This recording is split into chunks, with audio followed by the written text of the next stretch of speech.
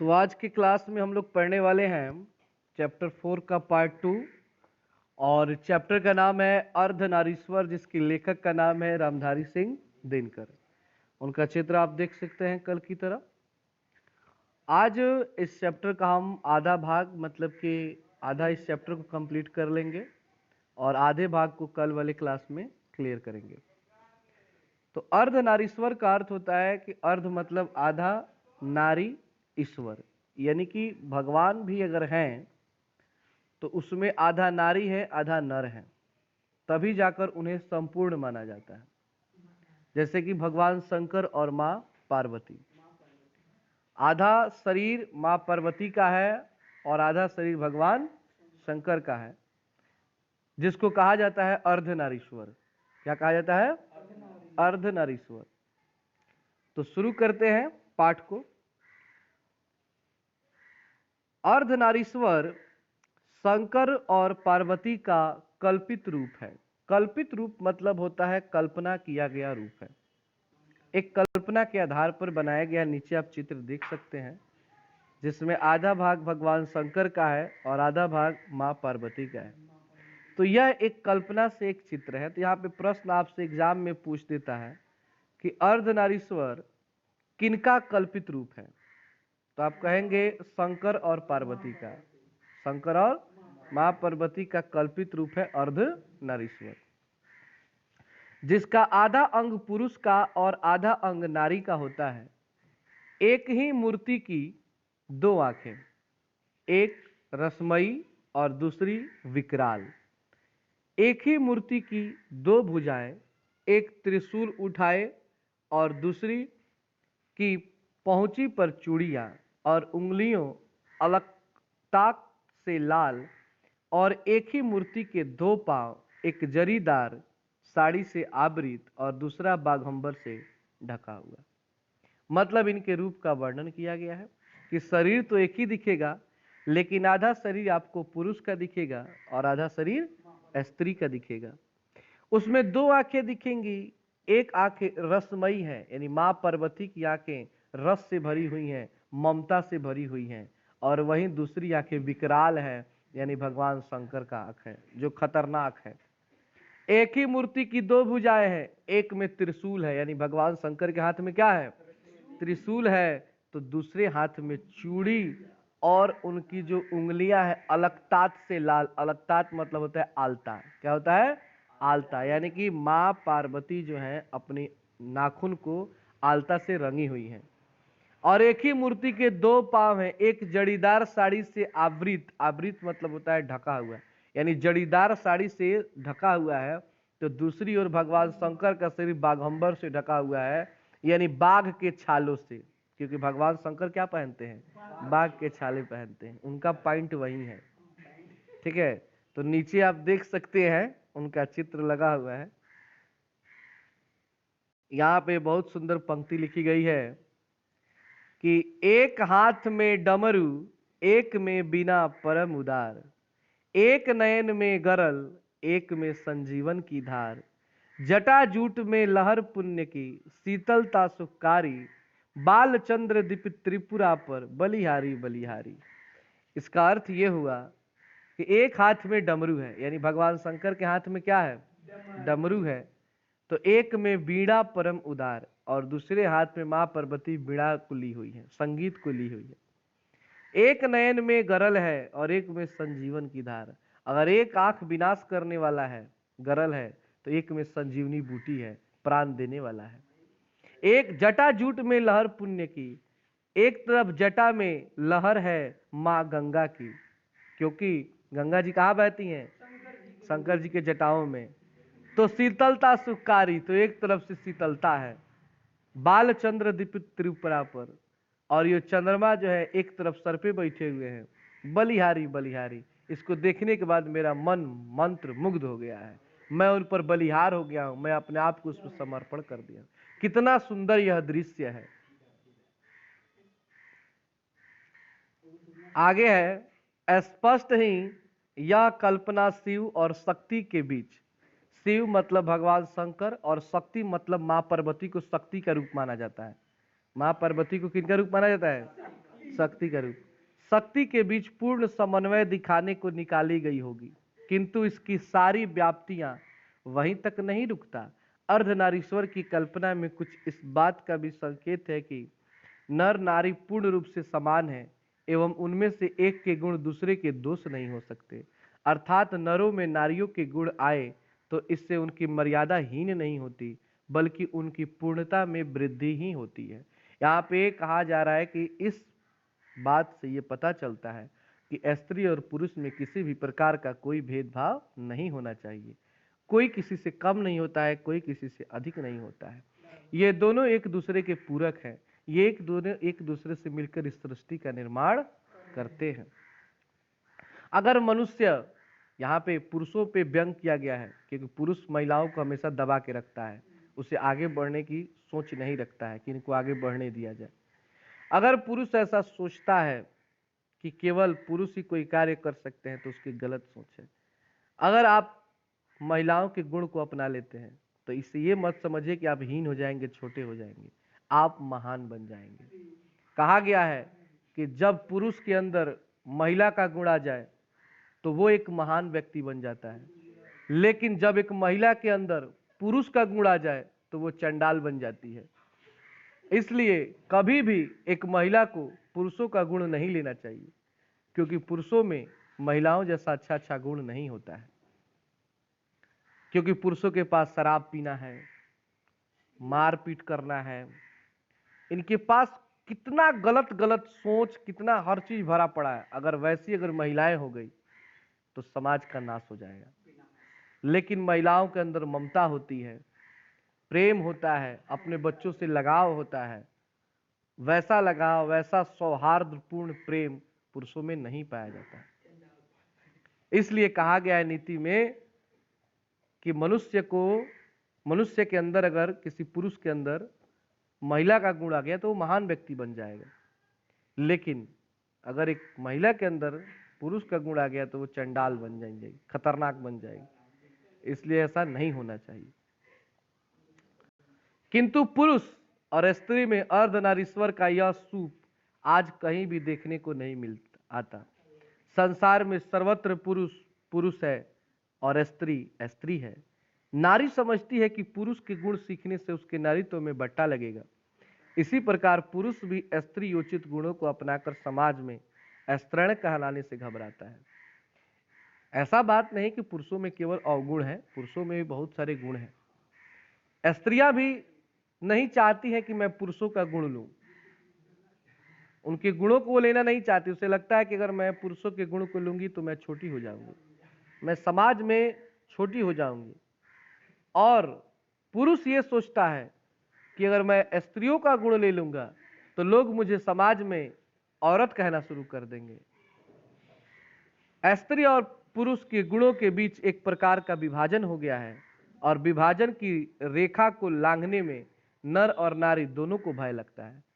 ना तो कोई नर चाहता है कि वो स्त्री का गुण अपनाए, और ना ही कोई नारी चाहती है कि वो पुरुष का गुण अपनाए। किंतु ऐसा लगता है कि गुणों का बंटवारा करते समय पुरुष ने नारी से उसकी राय नहीं पूछी, अपने मन से उसने जहां चाहा नारी को बिठा दिया। सही बात है, पुरुषों ने जितने भी अधिकार समाज में बनाए हैं अपने लिए बनाए हैं, महिलाओं को कोई भी अधिकार नहीं दिया।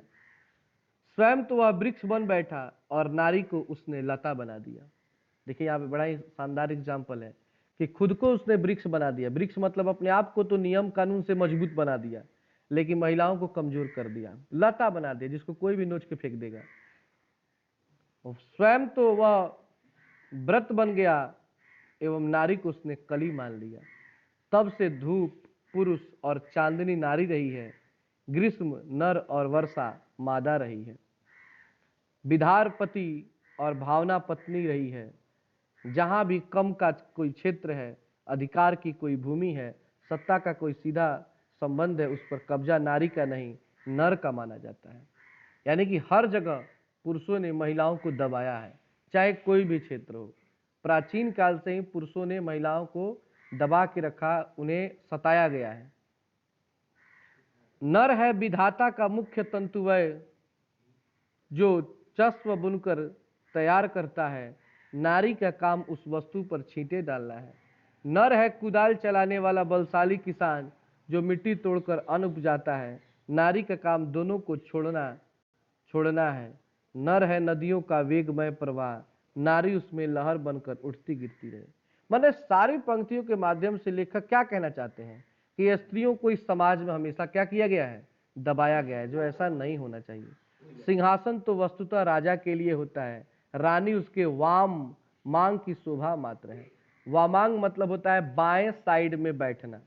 स्त्री को केवल कहाँ बैठा दिया जाता है, बाएं साइड में। ऐसा माना जाता है कि स्त्री राजा नहीं बननी चाहिए, केवल राजा कौन बनेगा, पुरुष बनेंगे।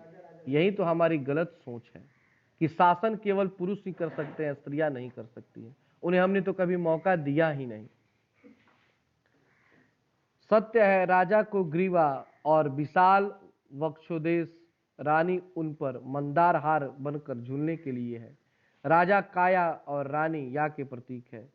सत्य का साकार रूप तो राजा ही होता है। रानी है कल्पना की रंगीन जाति और सपनों की मुस्कान जी जीवन में उतरी तो वह वाह वाह और नहीं उतरी तो वाह वाह कहावत चल पड़ी है।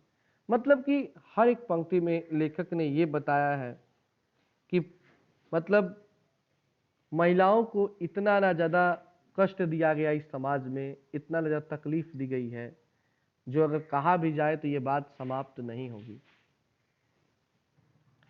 यहाँ पे एक श्लोक दिया गया है, पुरुष एने छे दिवसेर ज्वाला तप्त रौद्रदा, कामनी एने छे व्यापिनी शांति सारण विवाह। इसका अर्थ हुआ कि दिवस की ज्वाला, दिवस मतलब होता है दिन, दिन की जो ज्वाला है और तप्त धूप है यानी कि ये गर्मी है, ये पुरुष की लाई हुई चीजें हैं। यहाँ पे कवि के लेखक कहते हैं कि जितना भी संसार में अगर दुख, गर्मी, अग्नि आई है इस संसार में, वो पुरुषों के द्वारा आई है। कामिनी एने छे व्यापिनी शांति सारण विवाह, लेकिन कामिनी तो अपने साथ यामिनी को शांति लाती है, यानी कि जो औरतें होती हैं वो परिवार में शांति, सुख, समृद्धि लाती है। झगड़ा, टंटा, मार पीट, कलह तो पुरुष लाते हैं। किंतु कवि की यह कल्पना झूठी है।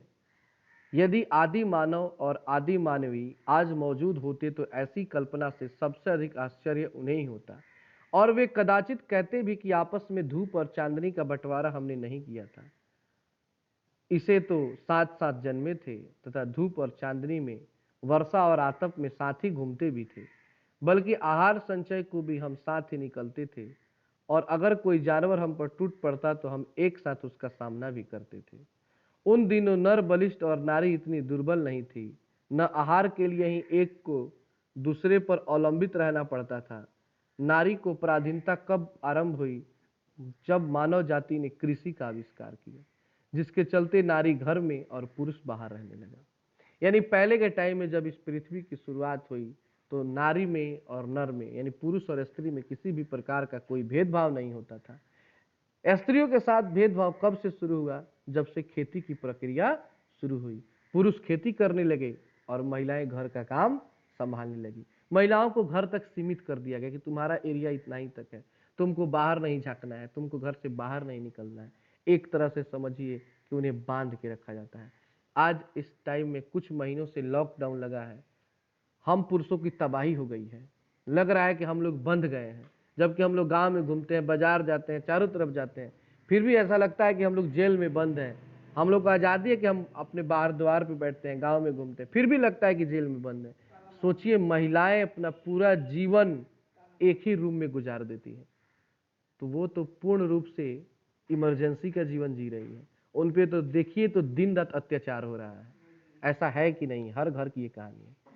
महिलाओं को अगर घर से कोई बाहर निकल गई तो उसके लिए झगड़ा, बहुत सारी चीजें बढ़ जाएंगी, तुम बाहर क्यों निकली, फलान टिकान बातें हो।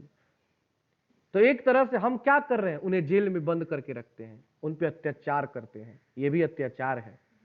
सोच के देखिए, कुछ वक्त के लिए हम लोग अंदर क्या रहे तो हम लोग को लग रहा है कि हम जेल में बंद हैं, और महिलाएं तो पूरा जीवन काट देती हैं। यहां से जिंदगी दो टुकड़ों में बट गई, घर का जीवन सीमित और बाहर का जीवन निसीमित हो गया, एवं छोटी जिंदगी बड़ी जिंदगी के अधिकाधिक अधीन होती चली गई। नारी की पराधीनता का यह संक्षिप्त इतिहास है। यानी स्त्रियां एक घर में सीमित हो गई, उनका जीवन उतना ही तक रह गया, और पुरुष के लिए असीमित दुनिया है, जहां मन किया तहां गया, जो किया सो मन में आया सो किया। तो क्या ये अत्याचार नहीं है नारियों पे?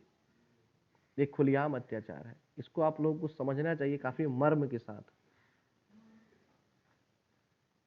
नर और मादा पशुओं में भी और ये पक्षियों में भी है। ऐसा नहीं है कि केवल मनुष्यों में नर और मादा है, स्त्री पुरुष है, ये पशुओं में भी है और पक्षियों में भी है। किंतु पशुओं और पक्षियों में अपनी मादाओं पर आर्थिक परवस्था नहीं ला दी जाती। लेकिन कोई भी पशु या पक्षी अपने मादा जाति पर, स्त्री जाति पर वो का कोई दबाव नहीं डालते हैं कि तुमको ये घास खाना है, वो घास नहीं खाना है। इस प्रकार का कोई दबाव नहीं होता है।